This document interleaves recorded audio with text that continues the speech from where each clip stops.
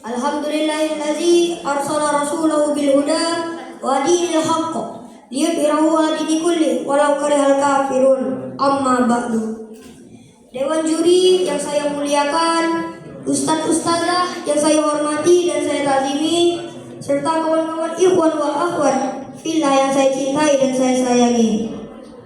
Perkenalkan, nama saya Albi Zain dari Sekolah SDIT Darul Ihsan, Pontianak. Pada kesempatan kali ini saya akan membawakan cerita yang berjudul Kelaparan yang melanda Rasulullah SAW, Abu Bakar radhiyallahu anhu dan Sayyidina Umar radhiyallahu anhu. Siang itu di kota Madinah tampak terik, panasnya sangat menyengat. Tidaklah heran di kota tersebut sangatlah lenggang. Jalanan sepi seperti tidak ada yang bergerak. Hanya ada hamparan pasir dan debu yang bertebaran. Terlihat ada seorang laki-laki berjalan terhuyung menuju masjid. Kemudian nampak di belakangnya ada seorang laki-laki menyusul.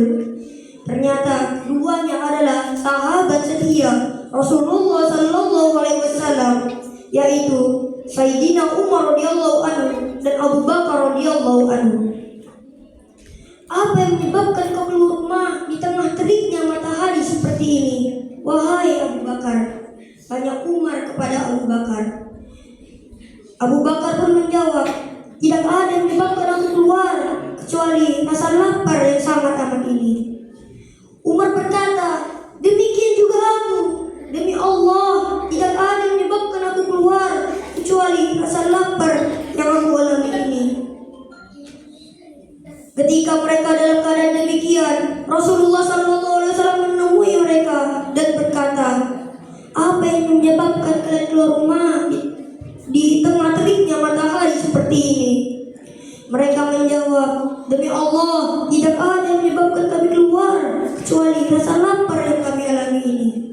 Rasulullah SAW berkata, demikian juga aku. Demi zat yang jiwaku di tangannya, tidak ada yang menyebabkan aku keluar kecuali rasa lapar ini. Bangunlah kalian. Lalu mereka pun berjalan ke rumah Abu Ayyub Al-Ansari radhiyallahu anhu. Biasanya Abu Ayyub Al-Ansari menyimpan makanan dan sebuah susu untuk Rasulullah hingga beliau datang ke rumahnya. Namun pada hari itu Rasulullah terlambat datang ke rumahnya, sehingga Abu Ayyub pun memberikan makanan tersebut kepada keluarganya.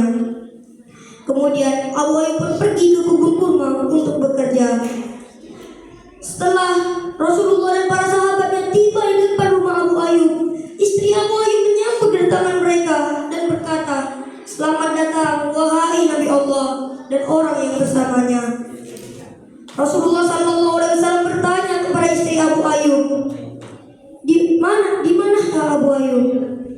Mendengar Rasulullah datang ke rumahnya, Abu Ayyub pun segera meninggalkan pekerjaannya dan menemui Rasulullah SAW.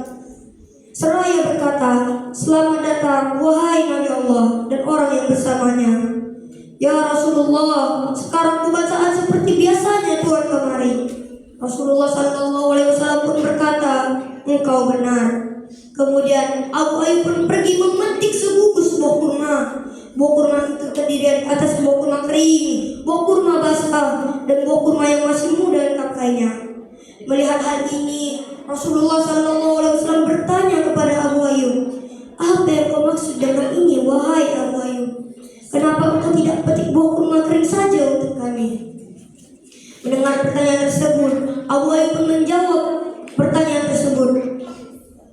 Aku ingin Tuhan memakan buah kurma ini karena buah kurma ini terdiri atas buah kurma kering, buah kurma basah, dan buah kurma yang masih muda.